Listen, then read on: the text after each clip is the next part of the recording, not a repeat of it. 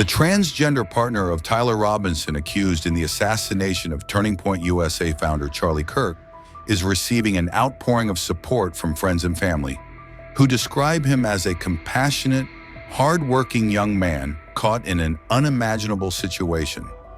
Lance Twiggs, 22, had been living with Tyler Robinson in St. George, Utah, before reportedly relocating to a secure location far from the city for his safety. Washington County Sheriff Nate Brooksby said, Twiggs has not been charged in connection with the killing and is cooperating with authorities. But those who know him say the young man is anything but a criminal. High school classmates and family recall Twiggs as a good kid and a straight-A student. Braylon Nielsen, whose brother sheltered Twiggs during his junior year, described him as generous and inclusive. She recounted moments like high school dances where Twiggs made sure everyone had rides and clothes, and even helped her when her car broke down. Nielsen emphasized that he would never do something like that, in reference to the assassination. Jackie Nielsen, Braylon's mother, echoed the sentiment. "I don't believe Lance would have any part of that. He's a good kid. He's compassionate. He minds his own business. I hope the world lightens up on him and stops being so hateful until they have all the facts. He doesn't deserve this," she said. Even in the wider community, Twiggs' reputation remains positive. As the investigation continues, those closest to Lance Twiggs are standing by him, painting a picture of a young man defined by kindness, hard work, and compassion, rather than the tragedy surrounding him. Charlie Kirk was assassinated at UVU in the afternoon. About a 33-hour manhunt ensued, and I was winding down for the evening. And at exactly 8:02 on the 11th, I received a call from a friend of mine who happens to be a retired detective that worked for me for many years. I didn't put that out there initially. I wanted to protect that individual as much as possible. Unfortunately, in the court documents, which is standard, he was referenced as a retired Washington County deputy. So I didn't put that out there. It was in the court docs. I was trying to protect even that information and just saying retired law enforcement in general. So I get a call from my friend, and his said, "Hey, how you doing?" Good. And it's not, he's been retired a few years. We'll call each other. It's not unusual for me to get a call from him or vice versa.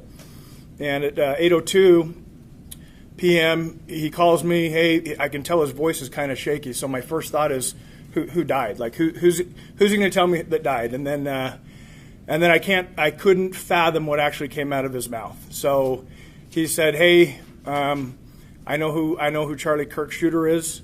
I know the family through religious association, and he's in Washington County now, and we're working on trying to get him to come in voluntarily."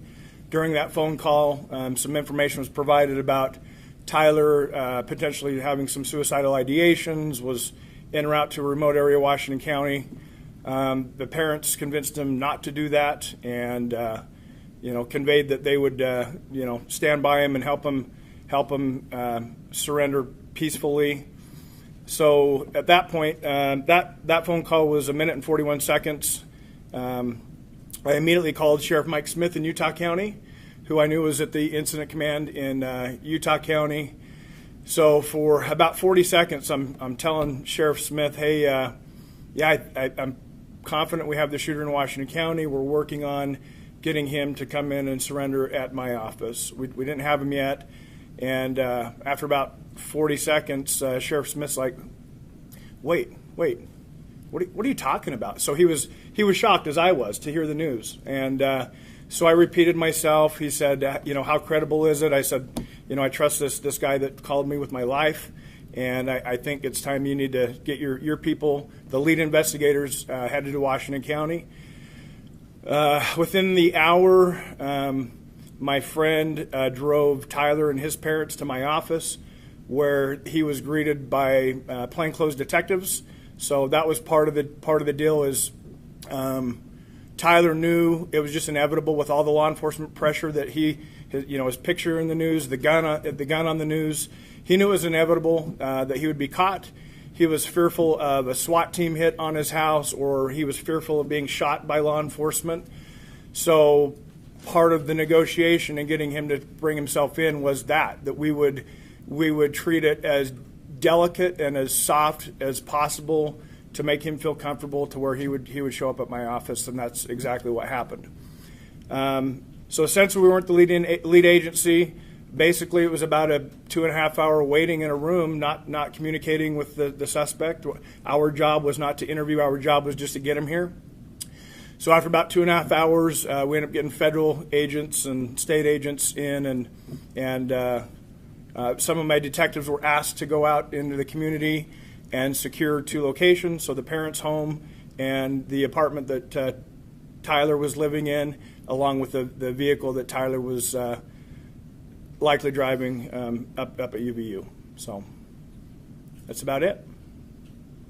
Sheriff, how would you characterize that former law enforcement friend of yours as doing something good here? Yeah, outstanding. He deserves full credit. I think that a lot of it is just the community relations, right? So Tyler's family trusted this individual. They knew he was involved in law enforcement at some point, and enough community involvement there that they trusted that they could go to this individual and he could contact me directly, and that we could facilitate a peaceful, calm, relaxed surrender, put it that way, right? Make him comfortable for a couple hours, make sure he has water, no communication until the lead investigators arrived. So. Sheriff, you mentioned you got a call from a retired detective. What went through your mind in that moment when he told you what was about to happen? How did you negotiate with Tyler or his family? So what were your first impressions when? So shock, right? So like I said, I couldn't imagine the conversation that occurred in that minute and 41-second conversation.